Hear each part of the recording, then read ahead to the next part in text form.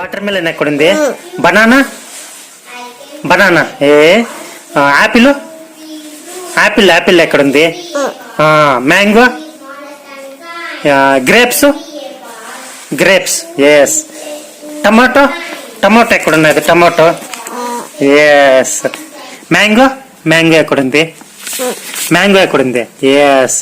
Pineapple pineapple yes. Grapes grapes ఎక్కడున్నాయి? Yes. Watermelon watermelon ఎక్కడుంది? Yes. Banana maize ఎక్కడుంది? Maize maize yes. Tomato ఎక్కడుంది? Tomato tomato yes. Very good. Claps claps కొట్టు. Claps కొట్టు. Hi అండి, నమస్తే. Welcome to A to Z మీకోసం. నేను మీ పాదని. ఇవాళ ఒకే వీడియోలో 2 రెసిపీలు చూపిస్తున్నాను. అది ఏంటంటే ఒకే వెజిటేబుల్ అండి. అది క్యాప్సికమ్తో కర్రీ అండ్ క్యాప్సికమ్తో రైస్. అది ఎలాగో ఈ వీడియోలో చూపిస్తాను. అదేంటి అంటే ఫస్ట్ మనము స్టవ్ పైన ఒక ప్యాన్ పెట్టుకొని ఆ ప్యాన్లోకి అరగంట అంతా ఆయిల్ వేసుకోవాలి. ఆయిల్ బాగా వేడైన తర్వాత పెద్దగా కట్ చేసుకున్నటువంటి ఆనియన్ ముక్కలు వేసుకోవాలి. కావాలనుకుంటే మీరు కొద్దిగా చిన్నగా కట్ చేసుకోవచ్చు. నేను ఇలా పెద్దగా వేసుకుంటున్నాను. ఇవి కొద్దిగా ఫ్రై చేసుకోవాలి. ఇలా ఫ్రై అయిన తర్వాత మళ్ళీ మనము కట్ చేసుకున్నటువంటి క్యాప్సికమ్ వేసుకోవాలి. ఇవి కూడా నేను కొద్ది పెద్దగానే కట్ చేసుకుంటున్నాను. ఇలా వేసుకున్న తర్వాత ఒక 2-3 మినిట్స్ మనము ఇలా ఫ్రై చేసుకోవాలి. ఫ్రై చేసుకున్న తర్వాత కావాలనుకుంటే మనము ఒక 1 మినిట్ దాకా మూత పెట్టేసుకొని అయినా మనము చేసుకోవచ్చు. ఇలా మూత పెట్టిన తర్వాత ఇలా ఫ్రై అవుతాయి. ఇలా ఫ్రై అయిన తర్వాత ఇవి పక్కన పెట్టుకోవాలి. అంటే మనము మసాలాకు ప్రిపేర్ చేసుకోవాలి. అది ఏంటి అంటే అదే ప్యాన్లోకి మనకు ఆల్రెడీ కొద్దిగా ఆయిల్ వేసుకున్నాం కదండి, ఆయిల్తోనే మనము ఫ్రై చేసుకోవచ్చు. చిన్నగా కట్ చేసుకున్నటువంటి ఆనియన్ ముక్కలు వేసుకోవాలి. ఇది ఒక 1 మినిట్ అలా ఫ్రై చేసుకున్న తర్వాత మళ్ళీ టమోటాలు వేసుకోవాలి. ఆల్రెడీ టమోటాల్లో కొద్దిగా వాటర్ ఉంటుంది కాబట్టి మనం వాటర్ వేయాల్సిన అవసరం లేదు. ఇవి టమోటాలు ఆనియన్స్ని బాగా ఉడికించుకోవాలి.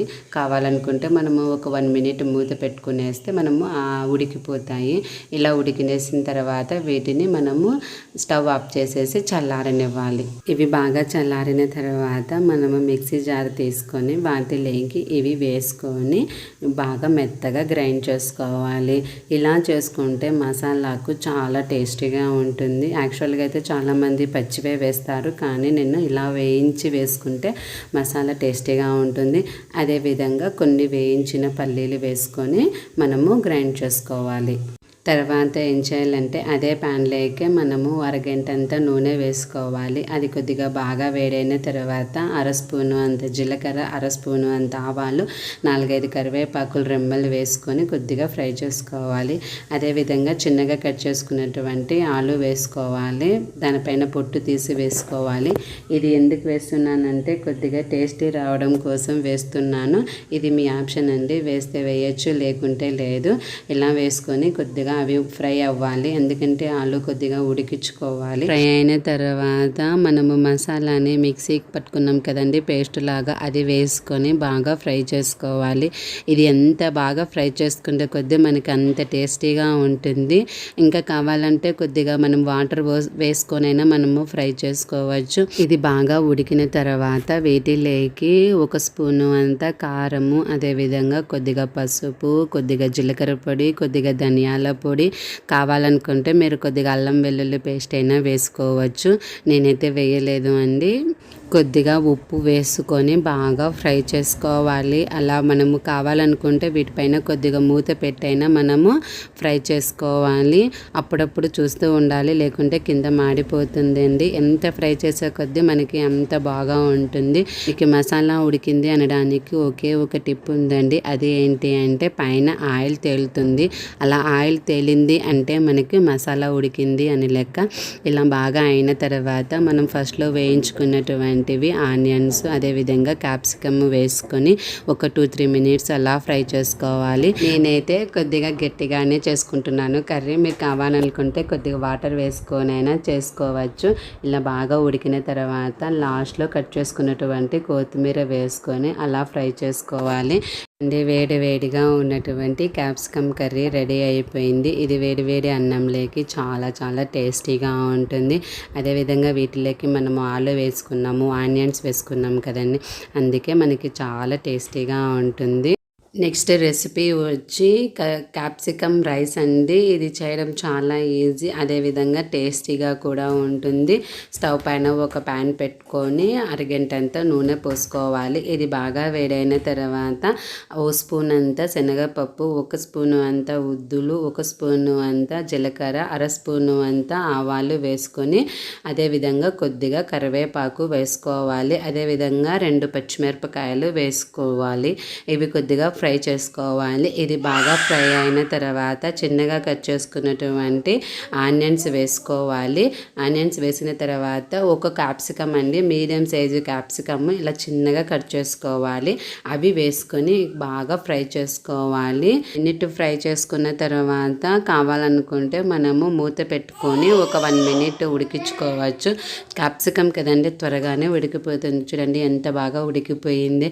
ఇది ఇలా బాగా ఉడికిన తర్వాత చిన్నగా కట్ చేసుకున్నటువంటివి మనము టమోటా ముక్కలు వేసుకోవాలి. నేనైతే బాగా పండిన టమోటాలు వేసుకుంటున్నాను.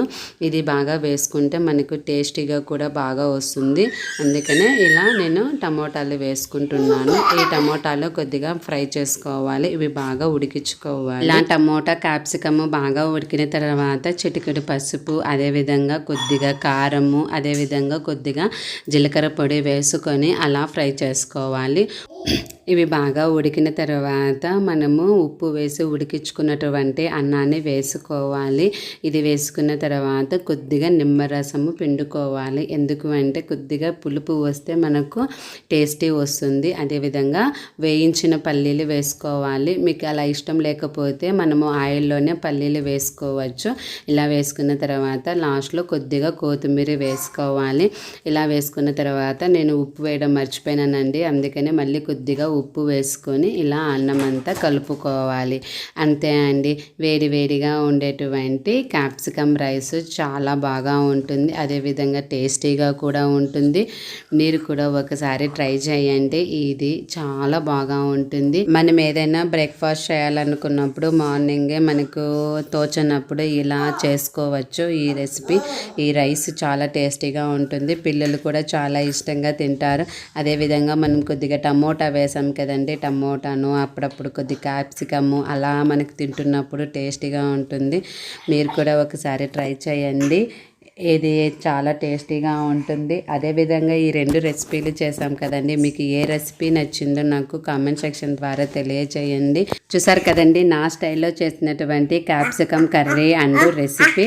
ఇవి 2 చాలా టేస్టీగా వచ్చాయి నాకైతే. మీకు ఎలా వచ్చిందో నాకు కామెంట్ సెక్షన్ ద్వారా తెలియచేయండి. మా వీడియోస్ కనుక మీకు నచ్చినట్లయితే లైక్ చేయండి, షేర్ చేయండి, కామెంట్ చేయండి. మా ఛానల్ తప్పకుండా సబ్స్క్రైబ్ చేసుకోండి. మరో మంచి వీడియోతో మళ్ళీ మేము ముందుకుంటాము. అంతవరకు బాయ్ బాయ్.